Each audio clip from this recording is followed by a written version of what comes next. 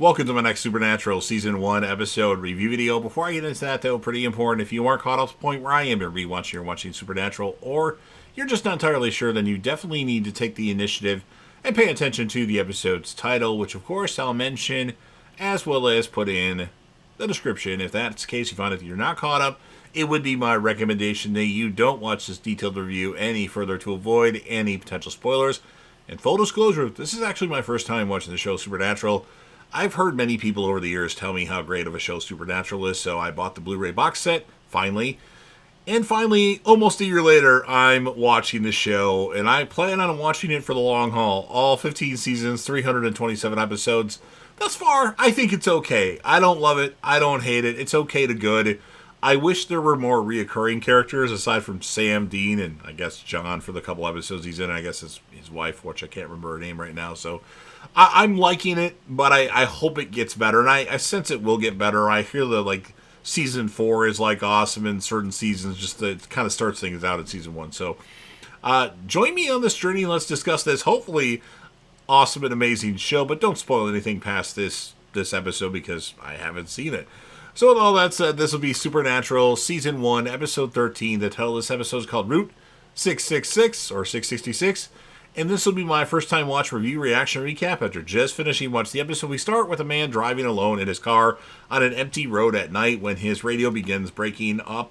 A large black pickup truck then suddenly appears behind him and rams into the back of the car, briefly giving chase before disappearing as the radio clears up. The truck then suddenly reappears ahead of him, coming straight towards him. The driver then turns around and the truck gives chase once more before ramming him off the road, wrecking the car and killing the driver. The truck pulls up to the wreck for a moment, then vanishes.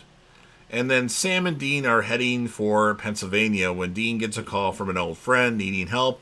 Her father died the previous night. The girl, Cassie, was actually an old friend of Dean, and Sam is surprised and upset that Dean told her what they do. When they arrive, Cassie and her father's friend Jimmy both work for the paper and are meeting with the mayor about the death of her father and another black man. The mayor isn't helpful, and Cassie reports that there were only one set of tracks at each site, no signs of a collision. Cassie's mother arrives but is clearly upset. That night, the same black truck runs Jimmy off the road, killing him. So Sam and Dean look into the accident the next day, and Mayor Todd is less than helpful and hints that Cassie's mother can say why he isn't a racist. Later, Sam and Dean go to meet with a friend of Jimmy's claiming to be insurance investigators and ask about the black truck. One of the workers knows about a truck involved in the death of a black man in the 60s and hints that the townsfolk are bigoted. Dean wonders if the truck is some kind of Flying Dutchman type ghost connected to the Robinsons, and Sam suggests that Dean and Cassie resolve their unfinished business. Sam guesses that Cassie dumped Dean after he revealed their secret. That night, Dean meets Cassie, and they argue over their old relationship before having sex. The next morning, Mayor Todd is out in a field checking plans when the black truck pulls up. He runs, and it runs him down. Cassie and Dean discuss how she was frightened by his history and shoved him away. Dean starts to make excuses, and she asks him to stop, but then they're interrupted by the news of Todd's murder. He was killed on the property of the Dorian family, who owned the newspaper, and one family member, Cyrus, disappeared 40 years ago. Todd had the house bulldozed, and the first murder took place the next day. That night, Cassie is at home when the lights flicker and the black truck appears outside. She closes the shutters, but the truck keeps lunging at the house. She calls Dean, but by the time the boys arrive, Sam and Dean, the truck has vanished. Dean believes whomever is driving the truck wants them scared, and they confront Mrs. Robinson. She confirms her husband, Martin, knew who the truck belonged to, Cyrus Dorian. She mentions he died, and Dean catches the slip. She dated Cyrus and was seeing Martin secretly because of their interracial relationship. She broke up with Cyrus, and upon discovering her relationship with Martin, Cyrus became enraged. around town, Blackman began to go missing, and the night before she and Martin were to be married, someone set fire to the town's church, killing... I completely lost my place here. Bear with me a second. A children's choir whom had been practicing inside. Cyrus then kidnapped Martin, tying his hands behind his back and furiously beating him with a baseball bat. Managing to escape his, being tied up. Martin disarmed Cyrus before beating him to death with the bat. Martin and his two friends then disposed of Cyrus and his truck in the swamp at the edge of Cyrus's property. She reveals that Todd was the deputy back then, and upon discovering what happened, covered it up.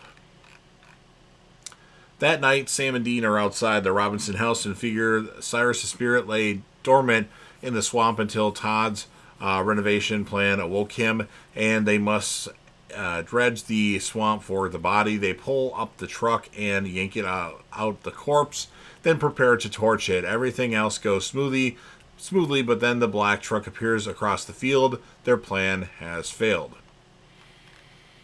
Dean figures the burning did destroy Cyrus' spirit bound within the truck, so Dean drives off to lure the black truck away and tells Sam to figure out a way to burn the original truck. A chase ensues while Sam figures out something and calls Cassie. Dean is barely ahead of the black truck, and Sam calls him to coordinate his location. He gives Dean directions to go to a very specific spot on a particular road, then stop. Arriving at the precise location, Dean braces preciously and then turns the car to face the direction in which he just came, and the truck reappears at the end of the road facing him. After pausing for a moment, the truck speeds toward Dean, only to shatter apart and vanish in front of him before it can make impact. Dean is at the church that Cyrus burned down. Sam figured if the ghost crossed hallowed ground, it would be destroyed. And then later we have Cassie and Dean make their farewells, and while Cassie isn't sure they'll meet again, Dean is confident that they'll be together. And then back on the road, Sam questions if Dean has ever considered giving up, and Dean just smiles. I hope we see Cassie again, but we probably won't. So that's what ends this episode of Supernatural. Not the most exciting episode. I'll give it a 6.8 out of 10. Cassie's going to be my character of the episode, aside from Sam and Dean, of course. So that's all I really had to say about this one. You've heard everything that I had to say. Now it's your turn. If you're a fan of Supernatural and you want to help me out with the YouTube algorithm, you should please consider Hulk smashing the like button. It does help the channel quite a bit. Share this video with a friend. Put this video on any one of your social media platforms. Don't forget to sound off in the comment section about what your thoughts are regarding this episode of Supernatural. What would you score it, and who would you choose as the character of the episode? There's not many to choose from, especially if you don't do Sam or Dean, because they're the character of every episode. And then last but certainly not least, don't forget to hit that sub button. Subscribe to the channel. Help me get over 100k subscribers. Yes, I know I set my goals high. Join the team, show your damn support, and be a part of something special. And you never know what you're going to see on JDev TV.